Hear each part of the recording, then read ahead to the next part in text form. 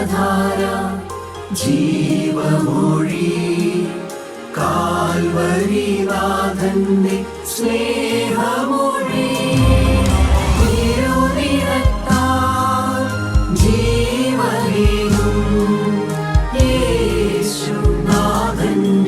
ജീവമൊഴി ജീവധാര ജീവധാര ജീവധാര.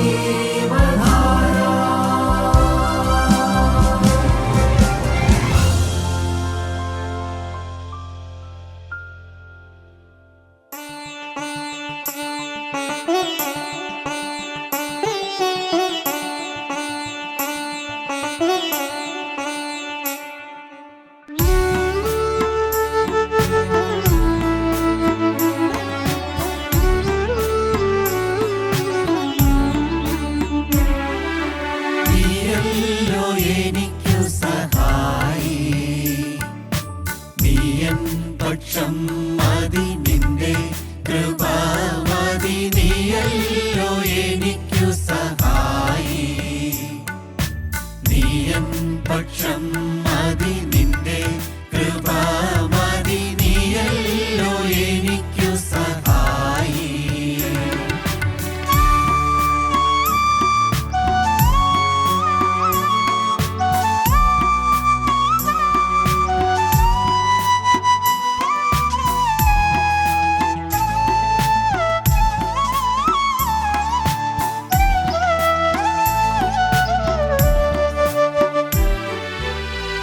അൻപിനാൽ എന്നെ വീണ്ടുകൊള്ളുവാൻ തുമ്പങ്ങൾ സഹിച്ചല്ലോ. അൻപിനാൽ എന്നെ വീണ്ടുകൊള്ളുവാൻ തുമ്പങ്ങൾ സഹിച്ചല്ലോ. എന്നെയും ഇമ്പക്കാനായി ചേർക്കുവാനായി സ്വന്ത രക്തം ചിന്തി നീ. നീയല്ലോ എനിക്കു സഹായി, നീയൻ പക്ഷം മതി, നിന്റെ കൃപ മതി. നീയല്ലോ എനിക്കു സഹായി. ത്രിയേക ദൈവത്തിന് സ്തുതി. കർത്താവിൻ്റെ പരിശുദ്ധ തിരുനാമം മഹത്വപ്പെടുമാറാകട്ടെ.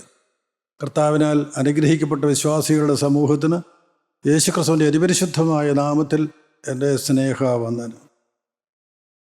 നാം ആരാധിക്കുന്ന ദൈവം ത്രിയേക ദൈവം, പിതാവും പുത്രനും പരിശുദ്ധ റൂഹായും എന്ന മൂന്ന് ത്രിത്വങ്ങൾ, ത്രിയേക ദൈവം.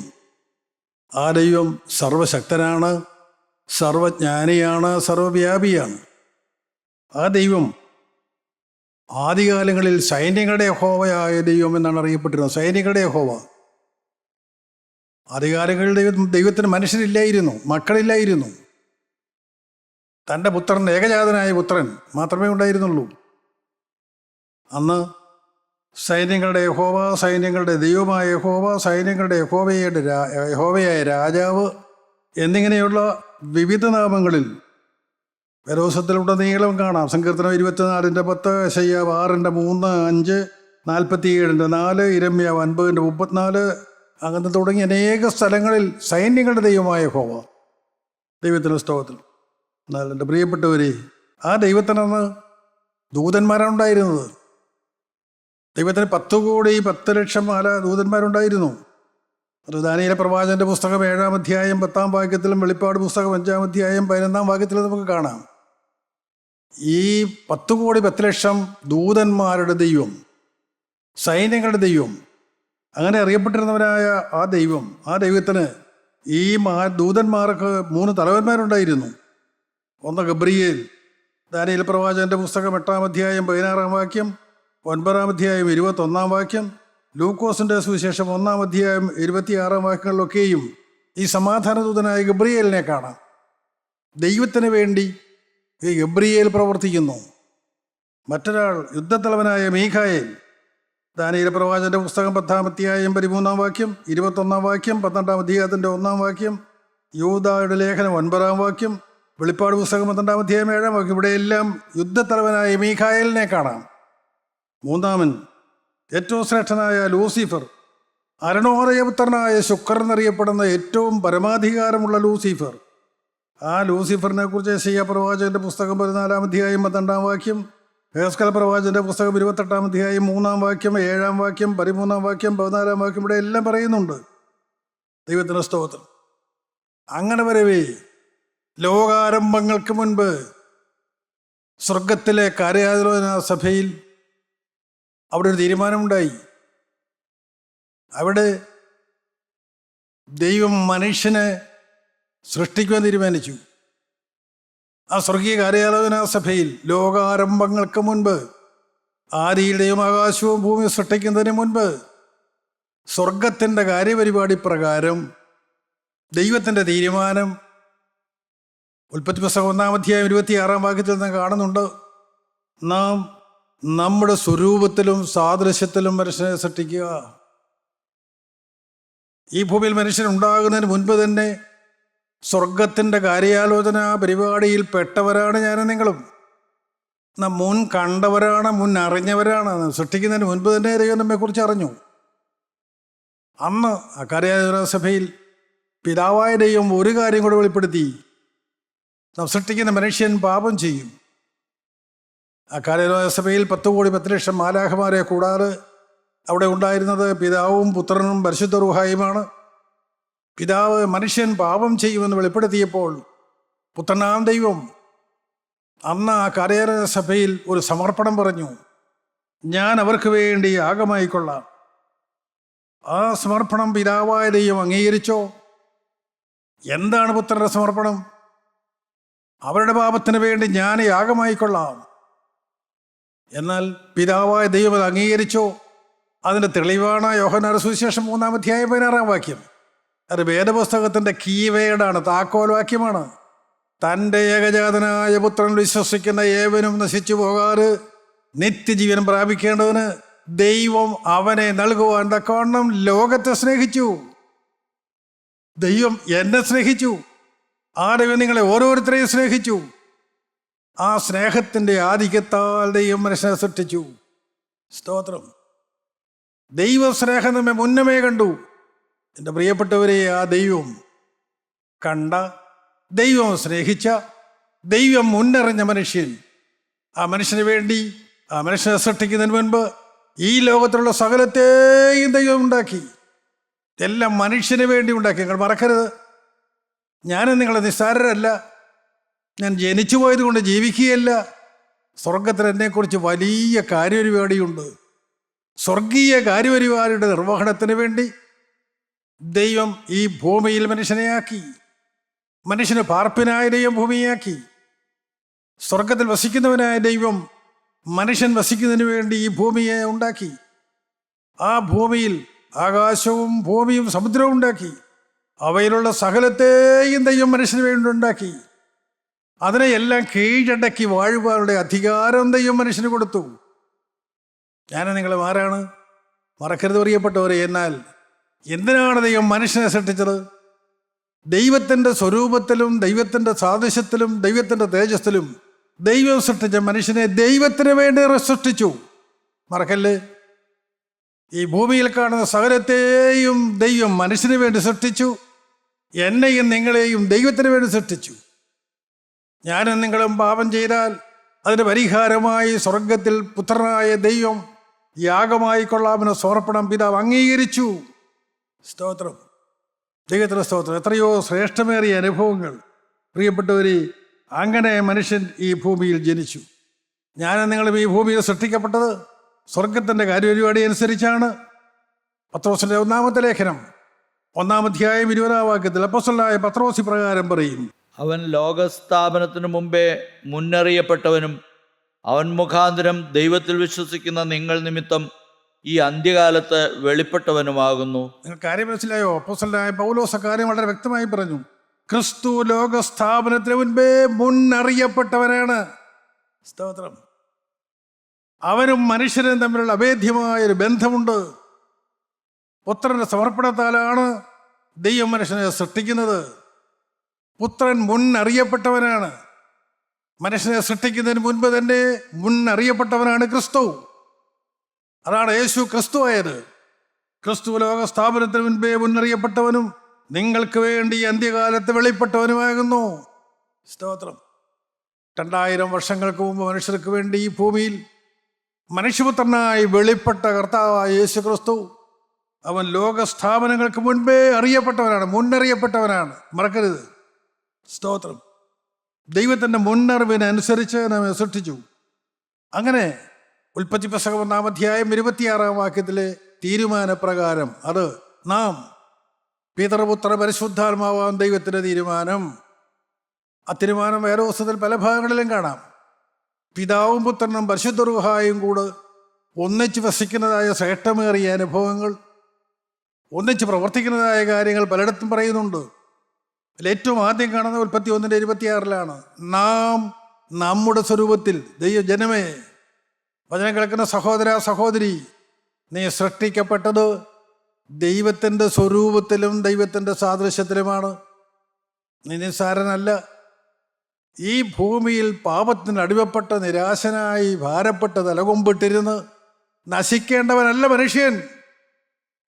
ദൈവത്തിൻ്റെ സ്തോത്രം. അവൻ മുന്നറിയപ്പെട്ടവനാണ്. നാം നമ്മുടെ സ്വരൂപത്തിൽ നമ്മുടെ സാദൃശ്യപ്രകാരം മനുഷ്യനെ സൃഷ്ടിക്കുക. ദൈവത്തിൻ്റെ സ്വരൂപത്തിലും ദൈവത്തിൻ്റെ സാദൃശ്യത്തിലും ദൈവത്തിൻ്റെ തേജസ്സിലും സൃഷ്ടിക്കപ്പെട്ട മനുഷ്യൻ. മറക്കരുത്. ദൈവത്തിൻ്റെ സ്വരൂപം ദൈവത്തിൻ്റെ സ്വഭാവമാണ്. അത് ആത്മാവിൻ്റെ ഫലമാണ്.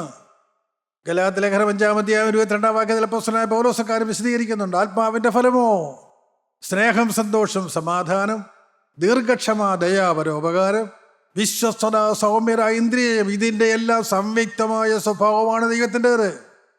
അത് തന്നെയായിരിക്കണം മനുഷ്യൻ്റേത്. ദൈവം നമ്മെക്കുറിച്ച് ആഗ്രഹിക്കുന്നത് അത് മാത്രമാണ്. സഹോദരി സഹോദരങ്ങളെ, ശാന്തമായി ചിന്തിക്കൂ. ആ ദൈവിക സ്വഭാവമാണോ എന്നിൽ നിന്ന് പുറപ്പെടുന്നത്? ആ ദൈവിക സ്വഭാവമാണോ എന്നിൽ മറ്റുള്ളവർ കാണുന്നത്? ഇല്ല എങ്കിൽ മറ്റുള്ളവർ ദുഃഖിക്കുന്നതിനേക്കാൾ അധികം ദൈവം ദുഃഖിക്കും.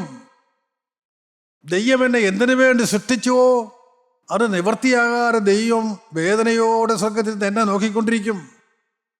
അവൻ്റെ കണ്ണുകൾ സദാ എന്നെ കണ്ടുകൊണ്ടിരിക്കുന്നു. എന്താണ് അവൻ നോക്കുന്നത്? നിനക്ക് മാനസാന്തരം വരുമോ? നിനക്കൊരു മനംതിരിവ് വരുമോ? പാപത്തിൽ നിന്ന് സ്വാതന്ത്ര്യം പ്രാപിക്കുവാൻ, സാത്താൻ്റെ അടിമത്തത്തിൽ നിന്നുള്ള വിടുതൽ പ്രാപിക്കുവാൻ നിനക്ക് ആഗ്രഹമുണ്ടാകുന്നുണ്ടോ? അതാണ് ദൈവം നോക്കിക്കൊണ്ടിരിക്കുന്നത്. ദൈവം സൃഷ്ടിച്ച മനുഷ്യന് മനോഹരമായ ഒരു ഹൃദയം ദൈവം കൊടുത്തു. ആ ഹൃദയം ദൈവത്തിൻ്റെ സിംഹാസനമാണ്. ആ സിംഹാസനത്തിൽ ഇരിക്കുവോളം ദൈവം വേദനയോടെ തന്നെ നോക്കിക്കൊണ്ടിരിക്കും. ആ സിംഹാസനത്തിൽ ദൈവം അല്ലെങ്കിൽ പിന്നെ മറ്റൊരു വ്യക്തിയുള്ള ഒരു സാത്താനാണ്. ദൈവത്തോട് ഒന്നും മത്സരിക്കുന്ന സാത്താൻ, ലൂസിഫർ. സ്തോത്രം. അവൻ അഹങ്കാരത്താൽ അവൻ ദൈവത്തോട് തന്നെ സമനാക്കിയപ്പോൾ, യെശയ്യാ പുസ്തകം 4-ാം അധ്യായം 12 വാക്യങ്ങൾ വായിച്ചാൽ നമുക്ക് കാണാം. അവൻ ഹൃദയത്തിൽ ചിന്തിച്ചപ്പോൾ സർവശക്തനായ ദൈവം അവനെ പണിതിരുന്നതായ, അവന് ഉണ്ടാക്കിയിരുന്നതായ പൊന്ന് തിരികെടുത്തു. അവനെ ദൈവ തേജസ്സോടെ നിറച്ചവനായിരുന്നു ദൈവം. ആ ദൈവ തേജസ് ദൈവം എടുത്തു. എന്നിട്ട് അവനെ സ്വർഗത്തിൽ നിന്ന് വെട്ടിക്കളഞ്ഞു. മറക്കല്ല്. സ്തോത്രം. പൊന്നുകൊണ്ട് നിർമ്മിച്ച് ദൈവ തേജസ്സോടെ നിറച്ച ലൂസിഫറിന് ആ ശരീരവും ആ തേജസ്സും ദൈവം തിരികെ എടുത്തിട്ട് അവനെ വെട്ടിക്കളഞ്ഞു. സ്വർഗത്തിൽ അവനെ നിഷ്കാസനം ചെയ്ത് കളഞ്ഞു. ദൈവം ഇതിലേ ദൈവം ആഗ്രഹിക്കുന്ന നിർമ്മലതയും ദൈവത്തിൻ്റെ സ്വരൂപവും ദൈവത്തിൻ്റെ സാദൃശ്യവും നീ നഷ്ടപ്പെടുത്തിയാൽ വെട്ടപ്പെടും. ദൈവസ്നേഹം നഷ്ടപ്പെടും. ദൈവപുത്രൻ എന്ന പദവിയിൽ നിന്ന് നീ മാറ്റപ്പെടും. തന്നെ താൻ നീ വീണുപോകും, നീ ഇറങ്ങിപ്പോവും. അവൻ ഈ ഭൂമിയിലേക്ക് വന്നു. എന്താണ് അവൻ ഭൂമിയിലേക്ക് വരാൻ കാരണം? അവൻ സൃഷ്ടിയാണ്, ദൈവം സൃഷ്ടാവാണ്. സൃഷ്ടാവായ ദൈവത്തോട് നേരിട്ട് പകരം ചെയ്യാൻ, പ്രതികാരം ചെയ്യാൻ സാത്താന് സാധ്യമല്ല. അതുകൊണ്ട് ദൈവം സൃഷ്ടിച്ചതായ മനുഷ്യനെ ഉപദ്രവിക്കുക, തന്നെ വിടുന്നതായ നരകത്തിൽ അവനെ പരമാവധി കൊണ്ടുപോവുക. സാത്താൻ്റെ പ്ലാൻ അതാണ്. ശരീരമില്ലാത്ത ആത്മാവായ സാത്താൻ ആരുടെ ശരീരം എനിക്ക് കടം കിട്ടുമെന്ന് നോക്കി നടക്കുകയാണ്. അവൻ ഊടാടി സഞ്ചരിക്കുകയാണ്. അവൻ ഭൂമിയിലൊക്കെയും ഊടാടി സഞ്ചരിക്കുന്നു. എന്താണ് അവൻ നോക്കുന്നത്? പാപത്തിന് വേണ്ടി ദാഹിക്കുന്ന ഏതെങ്കിലും മനുഷ്യ ഹൃദയമുണ്ടോ? ആ ഹൃദയത്തിൽ വസിക്കാൻ അതിന് വേറെ ആരുടെയും പെർമിഷൻ വേണ്ട. ദൈവത്തിൻ്റെ സൃഷ്ടിയാണെങ്കിലും ശരി, പാപത്തെ മോഹിക്കുമ്പോൾ ദൈവമായുള്ള ബന്ധം നഷ്ടപ്പെടുന്നു. ആ ഹൃദയത്തിൽ ദൈവം ഇല്ലാതെയാകുന്നു. ആ ഹൃദയത്തിൻ്റെ സിംഹാസനത്തിലേക്ക് സാത്താൻ കയറിയിരിക്കുന്നു. ദൈവത്തിന് സ്തോത്രം. പ്രിയപ്പെട്ടവരെ, ഈ നിർമ്മലമായ സത്യം നിങ്ങൾ മറക്കരുത്. അവൻ ഊടാടിക്കൊണ്ടിരിക്കുകയാണ്, ഇന്നും നടക്കുകയാണ്. സാത്താൻ അലറുന്ന സിംഹം പോലെ ആരെ വിഴുങ്ങേണ്ടതെന്ന് നോക്കി ചുറ്റി നടക്കുന്ന പത്രോസ്ലീഹ പറയും. അവൻ എന്നും നടക്കുന്നുണ്ട്. ദൈവമക്കളെ വിഴുങ്ങുക എന്നാണ് അവൻ്റെ ലക്ഷ്യം, വേറൊന്നുമല്ല. സ്വർഗത്തിൽ മനുഷ്യനെത്തരുത്. അവൻ്റെ പ്ലാൻ അതാണ്, അവൻ്റെ മാസ്റ്റർ പ്ലാൻ അതാണ്. ദൈവത്തിലേ നീ മറന്നു പോകരുത്. ദൈവത്തിൻ്റെ സ്വരൂപത്തിലും ദൈവത്തിൻ്റെ സാദൃശ്യത്തിലും സൃഷ്ടിക്കപ്പെട്ട മനുഷ്യ, നിനക്ക് വേണ്ടി എല്ലാ ദൈവം കരുതിയിട്ടുണ്ട്. ആ പ്ലാൻ നിനക്കറിയാമോ? നീ എവിടെയായിരുന്നാലും അവിടെ ഇരുന്നു കൊണ്ട് നീ ദൈവത്തിലേക്ക് നീ കണ്ണുയർത്തിയാൽ എന്നെ സഹായിക്കാൻ ആ ദൈവമുണ്ട്. ദൈവത്തെ അന്വേഷിക്കുന്ന ബുദ്ധിമാനുണ്ടോ എന്ന് കാണുമ്പോൾ യഹോവ സ്വർഗത്തിൽ നിന്ന് മനുഷ്യപുത്രന്മാരെ നോക്കിക്കൊണ്ടിരിക്കുന്നു. ഒരു സ്ഥലം കൃത്യമായ വാക്യമാണ്. ദൈവം അതാണ് നോക്കുന്നത്. എന്നെ അന്വേഷിക്കുന്ന ബുദ്ധിമാനുണ്ടോ? സ്തോത്രം. പ്രിയപ്പെട്ടവരെ, ഇത് ലോകത്തിലെ ബുദ്ധിമാന്മാർ ധാരാളമുണ്ട്. മനുഷ്യനെ എങ്ങനെ കബളിപ്പിക്കാം, അവൻ്റെ പണം എങ്ങനെ എൻ്റേതാക്കാം, എനിക്കെങ്ങനെ ഉന്നത പദവി കിട്ടും, എനിക്കെങ്ങനെ സ്ഥാനമാനങ്ങൾ കിട്ടും, ഇതെല്ലാം നോക്കുന്ന ബുദ്ധിമാന്മാരുണ്ട്. അവരെന്നും ബുദ്ധിമാന്മാരല്ല പ്രിയപ്പെട്ടവർ. ദൈവത്തെ അന്വേഷിക്കുന്നതിനാണ് ബുദ്ധിമാൻ. ഈ അന്ത്യകാല തലമുറയിൽ ലോകം അതിൻ്റെ അന്ത്യത്തിൽ വന്ന് നിൽക്കുന്നു എന്ന് ഞാൻ പറയാതെ തന്നെ നിങ്ങൾക്ക് ഓരോരുത്തർക്കും അറിയാം. ലോകത്തിൻ്റെ ഗതിവീതികൾ ശ്രദ്ധിക്കുന്ന ഓരോ സാധാരണക്കാരനും അറിയാം. ലോകം അതിൻ്റെ അന്ത്യത്തിൽ നിൽക്കുന്നു. ഈ അന്ത്യനിമിഷത്തിലെങ്കിലും ദൈവത്തെ അന്വേഷിക്കുന്നവരാരെങ്കിലും ഉണ്ടോ? അവരാണ് ബുദ്ധിമാന്മാർ. സ്തോത്രം. നിത്യനായ ദൈവം തൻ്റെ സ്നേഹത്താൽ, താൻ സൃഷ്ടിക്കുവാൻ പോകുന്ന മനുഷ്യരോടുള്ള സ്നേഹത്താൽ തൻ്റെ പുത്രന് യാഗമായി കൊടുക്കുവാൻ ദൈവം മനസ്സായി. പിതാവായ ദൈവത്തിൻ്റെ സ്നേഹം, ഈ സ്നേഹം തിരിച്ചറിഞ്ഞൊരു വ്യക്തി അവൻ ദൈവത്തെ സ്നേഹിക്കും, പാപത്തെ സ്നേഹിക്കില്ല. സ്തോത്രം. ഇത് ദൈവമേ നിങ്ങൾ അറിഞ്ഞേ മതിയാവൂ. ദൈവം എനിക്ക് വേണ്ടി എന്ത് ചെയ്തു എന്ന് മുന്നറിഞ്ഞു എന്ന് സത്യമറിയുന്ന ഒരു വിശ്വാസി അവൻ ദൈവത്തെ സ്നേഹിച്ചിരിക്കും. എന്താണ് തെളിവ്? ദൈവത്തിനനുസരിച്ചിരിക്കും.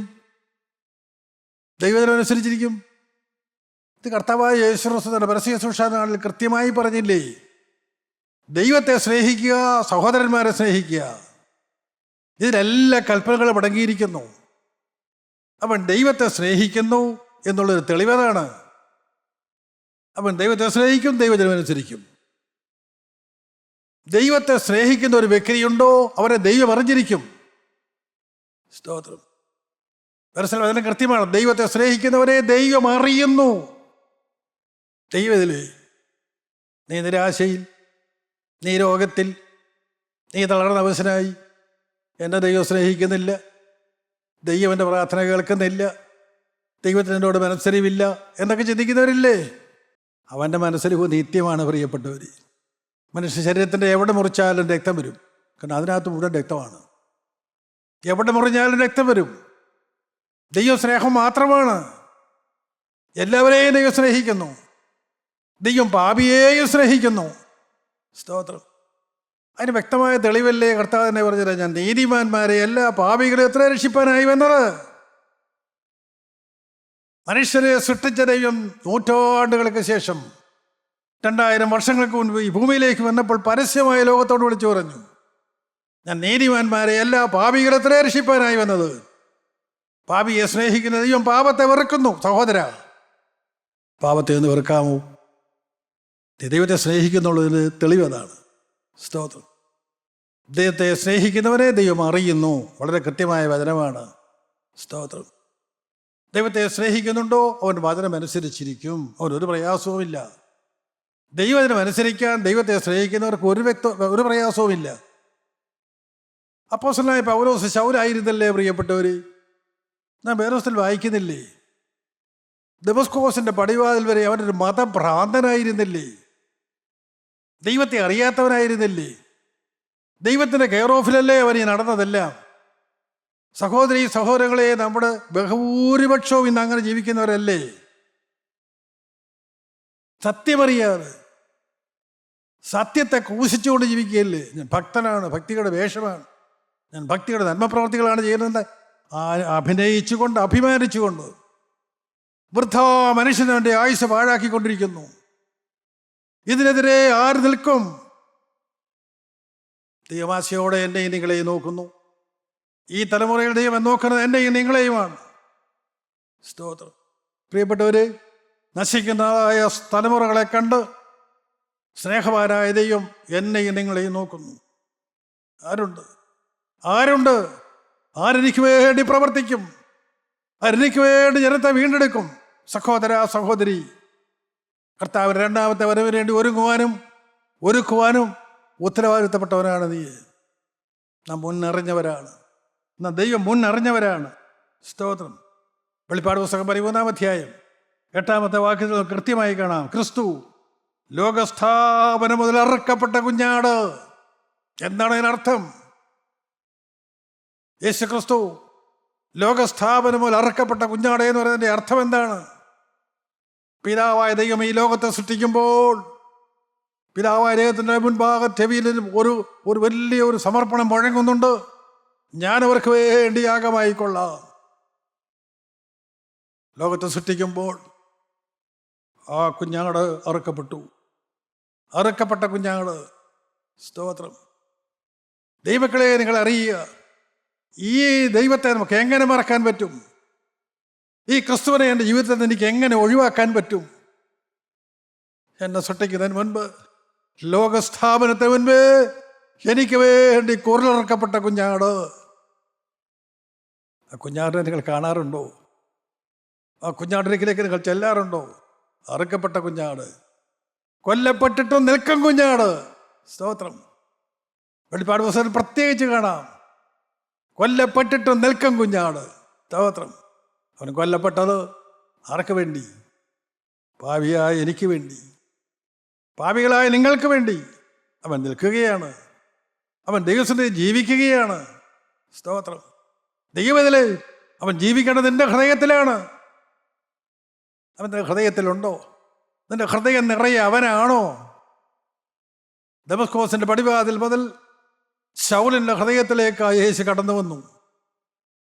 ശത്രുവിനെ സ്നേഹിക്കുന്ന ദൈവം, പാപിയെ സ്നേഹിക്കുന്ന ദൈവം, പാപത്തെ വെറുക്കുന്ന ദൈവം. ഒരു കാര്യം വളരെ വ്യക്തമാണ്, അവിടെ ശൗല് മാറിക്കഴിഞ്ഞു. ശൗൽ അവൻ്റെ പ്രകൃതത്തെ ത്യജിച്ചു കളഞ്ഞു.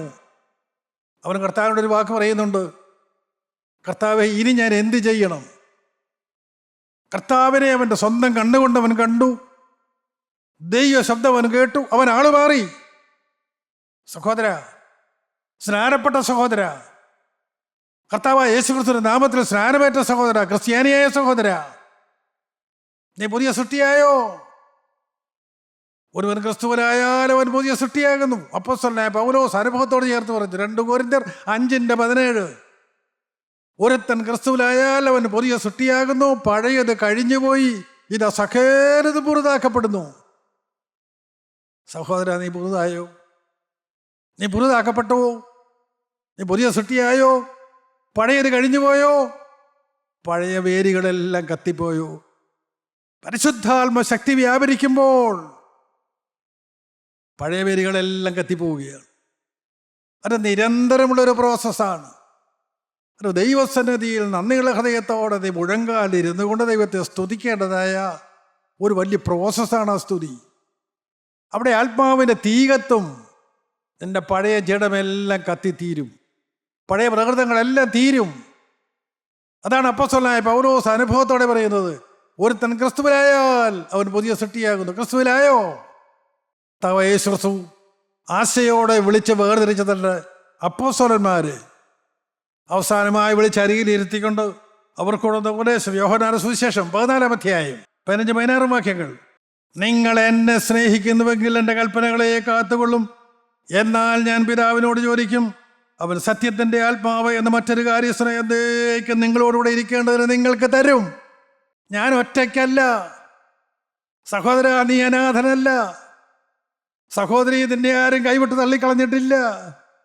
നിന്നെ സ്നേഹിക്കാൻ ആരുമില്ല എന്ന് പറഞ്ഞ് നീ കേഴണ്ട. നിന്നെ സ്നേഹിക്കാനൊരു ദൈവമുണ്ട്. സ്തോത്രം. ആ ദൈവം എന്ത് ചെയ്യും? നിങ്ങൾ എന്നെ സ്നേഹിക്കുന്നുവെങ്കിൽ എൻ്റെ കൽപ്പനകളെ കാത്തുകൊള്ളും. നിങ്ങൾ എന്നെ സ്നേഹിക്കുന്നുവെങ്കിൽ നിങ്ങൾ പാപത്തെ വെറുത്തിരിക്കും. അതാണ് അതിൻ്റെ തെളിവ്. നീ പാപത്തെ വെറുക്കുന്നുണ്ടോ, നീ ദൈവത്തെ സ്നേഹിച്ചിരിക്കും. അതോ സ്വാഭാവികമാണ്. അങ്ങനെ ദൈവത്തെ സ്നേഹിക്കുന്നെങ്കിലും എൻ്റെ കൽപ്പനകളെ അനുസരിക്കാൻ ഒരു പ്രയാസവുമില്ല. ദൈവത്തെ സ്നേഹിക്കുന്ന ഒരു വ്യക്തിക്ക് അവൻ്റെ കൽപ്പനകളെ അനുസരിക്കാൻ ഒരു പ്രയാസവുമില്ല. അതല്ലേ അപ്പോസ്തലനായ പൗലോസ് കൃത്യമായി പറഞ്ഞത്. കഷ്ടതയോ പട്ടിണിയോ ആപത്തോ വാളോ എന്ത് വന്നാലും ഇവയ്ക്കൊന്നിനും എന്നെ എൻ്റെ ദൈവസ്നേഹത്തിൽ വേറൊരുപ്പാൻ കഴിയുകയില്ല എന്ന് ഞാൻ ഉറച്ചിരിക്കുന്നു. നല്ല ഉറപ്പാണ്. ഉറപ്പം ധൈര്യത്തിനെ കൊണ്ടോ പ്രിയപ്പെട്ടവർ? ഈ ഉറപ്പ് നമുക്ക് ലഭിക്കുന്നത് എങ്ങനെയാണ്? അത് കർത്താവ് പറഞ്ഞത്. നിങ്ങൾ എന്നെ സ്നേഹിക്കുന്നുവെങ്കിൽ എൻ്റെ കൽപ്പനകളെ കാത്തുകൊള്ളും. എന്നാൽ ഞാൻ പിതാവിനോട് ചോദിക്കും, അവൻ സത്യത്തിൻ്റെ ആത്മാവ് എന്നൊരു മറ്റൊരു കാര്യസ്ഥന് എന്നേക്കും നിങ്ങളോട് ഇരിക്കേണ്ടത് നിങ്ങൾക്ക് തരും. അവൻ്റെ വാഗ്ദത്ത വചനം, മാറിപ്പോകാത്ത വചനം, ഏതോ ഒരു വ്യക്തിക്ക് ലഭിക്കുന്ന വചനം, എന്നേക്കും നിങ്ങളോട് ഇരിക്കേണ്ടത് നിങ്ങൾക്കൊരു പരിശുദ്ധാത്മാവിൻ്റെ കാര്യസ്ഥനെ തരും. ഈ ആത്മാവാണ് എന്നെ ഒരുക്കുന്നത്. ഈ ആത്മാവാണ് എന്നെ നടത്തുന്നത്. ഈ ആത്മാവാണ് എന്നെ നയിക്കുന്നത്. ഈ ആത്മാവാണ് എന്നെ നിയന്ത്രിക്കുന്നത്. പ്രിയപ്പെട്ടവർ, നിങ്ങൾ ഈ സത്യം മനസ്സിലാക്കാതെ പോകരുത്. എന്നേക്കും വസിക്കുന്ന പരിശുദ്ധാത്മാവിനെ തരും. വീണ്ടും ഇതേ അധ്യായത്തിൽ തന്നെ 23-ാം വാക്യത്തിൽ കർത്താവായ യേശു പറയുന്നുണ്ട്, യേശു അവനോട്, എന്നെ സ്നേഹിക്കുന്നവൻ്റെ വചനം പ്രമാണിക്കും. എൻ്റെ പിതാവ് അവനെ സ്നേഹിക്കും. ഞങ്ങൾ അവൻ്റെ അടുക്കൽ വന്ന് അവരോടുകൂടെ വാസം ചെയ്യും. ഈ മർമ്മം നിങ്ങൾ ഇന്ന് അറിയാതെ പോകരുത്. വേറൊരു വ്യവസ്ഥയും പറഞ്ഞില്ല. എന്നെ സ്നേഹിക്കുന്നതിൻ്റെ വചനം പ്രമാണിക്കും. ദൈവം ഇതിലേ നീ ശാന്തമായി ഒന്ന് ചിന്തിക്ക്. ഒന്ന് സ്നേഹിച്ച് തുടങ്ങാമോ? അയ്യോ, എനിക്ക് സ്നേഹിക്കാൻ കഴിയുന്നില്ലല്ലോ, നീ വെറുതെ പറയുന്നതാ. സ്തോത്രം. നിനക്കൊന്ന് മുട്ടുമടക്കിയിരിക്കാൻ മനസ്സുണ്ടോ? ദൈവശബ്ദത്തിന് വേണ്ടി കാതോർക്കാൻ നിനക്ക് സമയമുണ്ടോ? ശാന്തമായി ചിന്തിക്ക്. പ്രവർത്തനങ്ങളൊക്കെ ഒരു അല്പം ഒന്ന് കുറച്ച്. യെശയ്യാ പ്രവാചക പുസ്തകം 64-ാം അധ്യായം 6-ാം വാക്യത്തിൽ ഇസ്രായേൽ ജനം പാവമോരം കിട്ടി ജനം പറയുന്നുണ്ട്, ഞങ്ങളുടെ നീതി പ്രവർത്തികൾ കറ പുരണ്ട തുണി. സഹോദര, ക്രിസ്തു ഹൃദയത്തിലില്ലാറ്, പരിശുദ്ധാത്മാവിനാൽ നിയന്ത്രിക്കപ്പെടാറ്, നീ എന്തെല്ലാം ചെയ്തു കൂട്ടിയാലും കറ പുരണ്ട തുണി. ഇത്രയേ ഉള്ളൂ. ദൈവം അങ്ങനെ കാണുന്നുള്ളൂ. ഒന്ന് നിർത്താമോ? ഒന്ന് ശാന്തമായ ദൈവത്തിലിരിക്കാമോ? സ്തോത്രം. മുട്ട് പൊട്ടട്ടെ പ്രിയപ്പെട്ടവർ, മുഴങ്കാലിരിക്കാം. ദൈവത്തിന് വേണ്ടി ഹൃദയം ഉയർത്താം. എന്നോട് ഹൃദ്യമായി സംസാരിക്കുന്ന ഒരു ദൈവമുണ്ട്. നിന്നെ സ്നേഹിക്കുന്ന ഒരു ദൈവമുണ്ട്. നിന്നെ വാരി പുണരുന്ന ഒരു ദൈവമുണ്ട്. നിന്നെ ചുംബനം കൊണ്ട് വീർപ്പ് മുട്ടിക്കുന്ന ഒരു ദൈവമുണ്ട്. നിന്നോട് മനോഹരമായി ഇടപെടുന്ന ഒരു ദൈവമുണ്ട്. ആ ദൈവത്തെ നിങ്ങൾ തള്ളിക്കളയരുത്. സ്തോത്രം. ആ ദൈവം എന്താണ് പറഞ്ഞത്? പിതാവായ ദൈവം ആരാണ് എന്ന് ഈ ലോകത്തിന് കാണിച്ചു കൊടുക്കുവാൻ മജ്ജയും മാംസമുള്ളവനായ ഒരു മനുഷ്യപുത്രനായി ഈ ഭൂമിയിലേക്ക് വന്ന് മനുഷ്യരുടെ ഇടയിൽ തന്നെ ജീവിച്ച് 33 വർഷം ജീവിച്ച് കാണിച്ചു കൊടുത്ത കർത്താവായ യേശു ക്രിസ്തു തൻ്റെ അപ്പോസ്തലന്മാരോട് പറഞ്ഞു കൊടുത്തു, നിങ്ങൾ എന്നെ സ്നേഹിക്കുന്നുവെങ്കിൽ എൻ്റെ വചനം പ്രമാണിക്കും. എന്നാൽ ഞാൻ പിതാവിനോട് ചോദിച്ച് എന്നേക്കും വസിക്കുന്ന പരിശുദ്ധാത്മാവിനെ നിങ്ങൾക്ക് തരും. അതേ കർത്താവ് പറഞ്ഞു, നിങ്ങൾ എന്നെ സ്നേഹിക്കുന്നുവെങ്കിൽ, നിങ്ങളുടെ വചനം പ്രമാണിക്കുന്നുവെങ്കിൽ. അങ്ങനെയുള്ളവരെ പിതാവ് സ്നേഹിക്കുന്നു. അങ്ങനെയുള്ളവരെ ഞാൻ സ്നേഹിക്കുന്നു. അവരുടെ ഹൃദയത്തിൽ ഞാനും പിതാവും വന്ന് അവരോടുകൂടെ വാസം ചെയ്യും. സ്തോത്രം. സഹോദരീ സഹോദരങ്ങളെ, എന്താണ് ഇതിൻ്റെ മർമ്മം? ഈ ഭൂമിയിൽ ദൈവത്തിന് വേണ്ടി ജീവിച്ചു കൊള്ളാമെന്ന് ആത്മാർത്ഥമായ സമർപ്പണമെടുത്ത് മുഴങ്കാലിരിക്കുന്ന ദൈവത്തില് നിന്റെ ഹൃദയത്തിലേക്ക് പിതാവായ ദൈവവും പുത്രനായ ദൈവവും പരിശുദ്ധാത്മാവായ ദൈവം കടന്നു വരും. എവിടെയാണ് സ്വർഗം? എവിടെയാണ് അന്വേഷിച്ച് നടക്കുന്നത്? നീ ആരാണ്? ഞങ്ങൾക്ക് വേണ്ടി അപേക്ഷിക്കണേ, ഞങ്ങൾക്ക് വേണ്ടി അപേക്ഷിക്കണേ എന്ന് വഴുതികളെ തെണ്ടു കിടക്കേണ്ടവനല്ല വിശ്വാസി. അങ്ങനെയുള്ളവനല്ല ക്രിസ്ത്യാനി. സ്തോത്രം. പിതൃപുത്ര പരിശുദ്ധാത്മാവാൻ ദൈവം അവൻ്റെ ഹൃദയത്തിൽ വസിക്കും. എന്താണ് ഇതിൻ്റെ മർമ്മം? ഈ ഭൂമിയിൽ ആക്കി വെച്ച മനുഷ്യൻ ഒരിക്കലും ഒറ്റയ്ക്കല്ല. അവനോടുകൂടെ പിതൃപുത്ര പരിശുദ്ധാത്മാവാൻ ദൈവമുണ്ട്. ത്രിയേക ദൈവമുണ്ട്. സ്തോത്രം. ആ ത്രിയേക ദൈവത്തെ വഹിക്കുന്ന ഒരു കഴുതയാണ് നീയെ. സ്തോത്രം. എൻ്റെ പ്രിയപ്പെട്ടവർ, വില കുറഞ്ഞ കാറാണെങ്കിലും വില കൂടിയ കാറാണെങ്കിലും ഇന്ധനം വേണം ഓടണമെങ്കിൽ. നിയന്ത്രിക്കാൻ ഡ്രൈവർ വേണം. മറക്കല്ലേ, നീ ഏത് കുടുംബത്തിൽപ്പെട്ടവനായാലും, നീ എത്ര സ്ഥാനമാനങ്ങളുള്ളവനായാലും നിയന്ത്രിക്കണമെങ്കിൽ ഡ്രൈവർ വേണം. ഡ്രൈവർ പരിശുദ്ധാത്മാവാൻ ദൈവമാണ്. നിന്റെ ഹൃദയത്തിൽ പിതൃപുത്ര പരിശുദ്ധാത്മാവാൻ ദൈവത്തിൻ്റെ സാന്നിധ്യം വേണം. അവൻ യൂദായുടെ സിംഹമാണ്. പരാജയമറിയാത്ത യൂദായുടെ സിംഹം. സ്തോത്രം. ദൈവവിധി നമുക്ക് താഴ്ത്തി കൊടുക്കാം. ഒരു തീരുമാനം പറയാം. കർത്താവേ, ഞാൻ നിന്നെ സ്നേഹിച്ചുകൊള്ളാം, നിന്റെ വചനം ഞാൻ അനുസരിച്ചുകൊള്ളാം. നമുക്ക് നമ്മെ തന്നെ താഴ്ത്താം. സ്നേഹവാനായ സ്വർഗീയ പിതാവേ, വാഴ്ത്തപ്പെട്ട കർത്താവേ, അവിടുത്തെ തിരത്താൽ ഞങ്ങളെ കഴുകണമേ, ശുദ്ധീകരിക്കണമേ, നിന്റെ വകയാക്കി ഞങ്ങളെ തീർക്കണമേ. രണ്ടാമത്തെ വരവിനായി ഞങ്ങളെല്ലാവരും ഒരുക്കണമേ, മാനവത്തോടെ എടുക്കണമേ. യേശു ക്രിസ്തുവിന്റെ പരിശുദ്ധ നാമത്തിൽ തന്നെ.